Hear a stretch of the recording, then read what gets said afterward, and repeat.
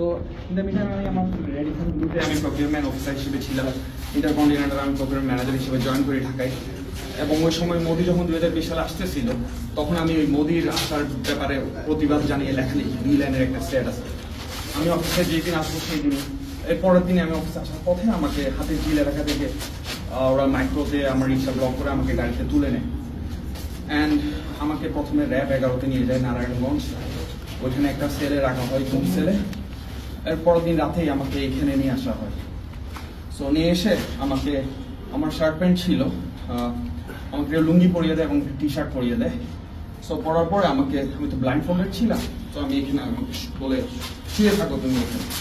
আমি শুয়েছিলাম না এবং don't make any sound.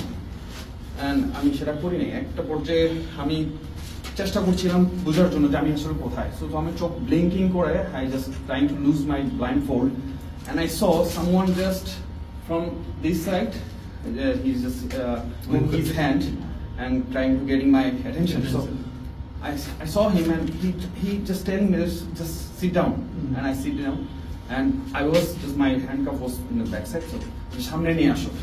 So I just did like this, and I was just crying.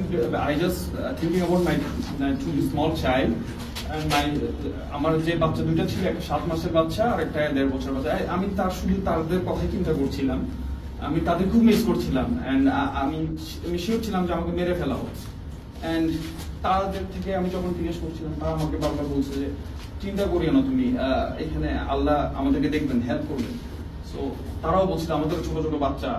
আমি তাদেরকে তখন জিজ্ঞেস করছিলাম যে তোমরা কয় বছর ধরে এখানে? তো কেউ বলে 1.5 বছর, পাশে ও একজন ছিল, ও বলে ও 3 বছর, একটা 17 বছরের বাচ্চা ছিল, ও রাঙ্গুনিয়া থেকে ওকে গুম করে আনা হয়। এই পাশে আরো 2 জন ছিল। এটা এখানে এসে তখন এসে গেছে না, এবং আমাদের প্রত্যেকটা কমিউনিকেশন টোটালি ইশারায় হচ্ছে, কারণ এবং যে ইশারা যখন বুঝতাম না এখানে একটা দেওয়াল ছিল, তখন মুভ করে ফেলেছে।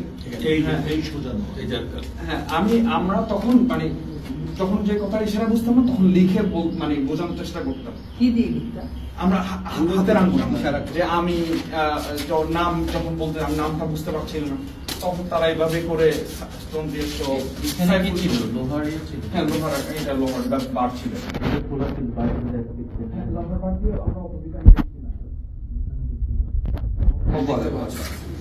তো ওরা তো আসলে আমাদের সাউন্ড করতে মানা করতো। তো ওরা যখন আসতো তখন সাথে সাথে আমরা আবার ব্লাইন্ড ফোল্ডে যখন নামি, আমরা আবার পিছন দিকে শুয়ে যেতাম। তো এইভাবে করে আমাদের দিনগুলো পার হতো। এবং তারা এবার এই পাশে আমার ডান পাশে একটা ছেলে ছিল, তো কিছুক্ষণ পর পর খুব মারতো, তো কন্টিনিউয়াস মারতো এবং ও যতক্ষণ না কান্না থামাতো না, চিৎকার থামাতো না, ওকে মারতো। তো আমি তখন জিজ্ঞেস করতাম ওকে কেন মারতেছে? তো সব বলতে হয় ওকে মারতে মারতো পাগল হয়ে গেছে এবং ন্যাংটা দাঁড়ায় থাকতো, এই জন্য ওকে মারতো। এবং ওকে কন্টিনিউয়াস মারতো যতক্ষণ ও সাউন্ড বন্ধ করতো না।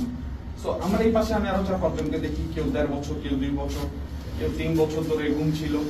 তো এভাবেই করে আমাদের আমার এখানে আমার জানা মতো 6 জন ছিল। আপনি পাশে ছিলেন? আমি 10 ডেজ ছিলাম।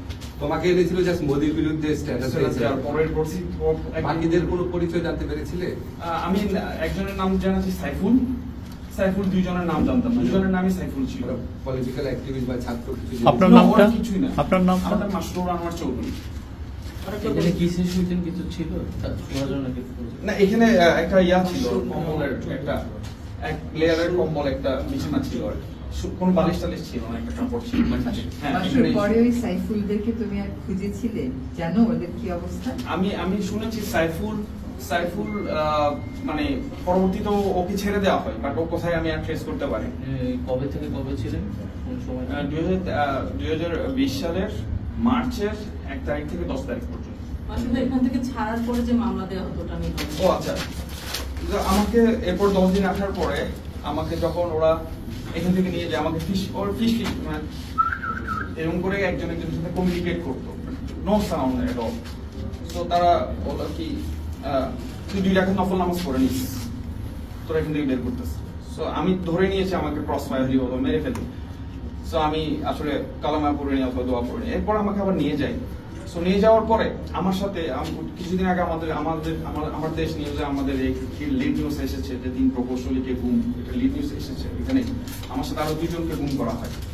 জাস্ট তারা আমার সাথে বসে চা খেত, আমার সাথে তারাও ভালো ভালো কোম্পানিতে, একজন চুয়েটার ইঞ্জিনিয়ার, একজন সফটওয়্যার ইঞ্জিনিয়ার, একজন ইলেকট্রিক্যাল ইঞ্জিনিয়ার।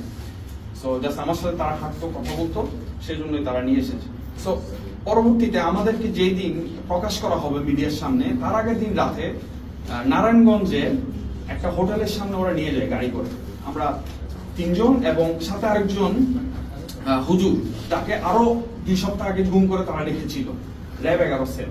সো ওইখান থেকে আমাদেরকে নিয়ে যায়। একটা ব্যক্তি, যে লোকটা গাড়িতে ড্রাইভারের পাশে ছিল, সে ওই সামনে গিয়ে এই ধর ধর জঙ্গিধর বললো। তো জঙ্গিধর বললো, এখন মানুষ তাকায় আছে। তো দেখলাম 4 জন ব্যক্তিকে ওরা গাড়িতে তুললো, এবার গাড়িটা ব্যাক করে নিয়ে আসলো। আমি ধরে নিয়েছিলাম হয়তো আমাদেরকে ছেড়ে দিবে অথবা এরকম। ব্যাক করে নিয়ে আসার পরে আবার আমাদেরকে নারায়ণগঞ্জের 11 সেল, যে সেলটাতে আমরা গুম করে নিয়েছিল, আবার ওখানে দিয়ে দিল। পরের দিন সমস্ত মিডিয়ার সামনে আমাদেরকে এভাবে দাঁড় করিয়ে ক্যামেরাম্যানরা বললো, মিডিয়াম্যানরা বললো যে আপনারা হাঁটেন। হ্যাঁ, আমরা হাঁটলাম। হাঁটার পরে আবার যান, আবার আমাদেরকে ঢুকে ফেলা হলো সেলে।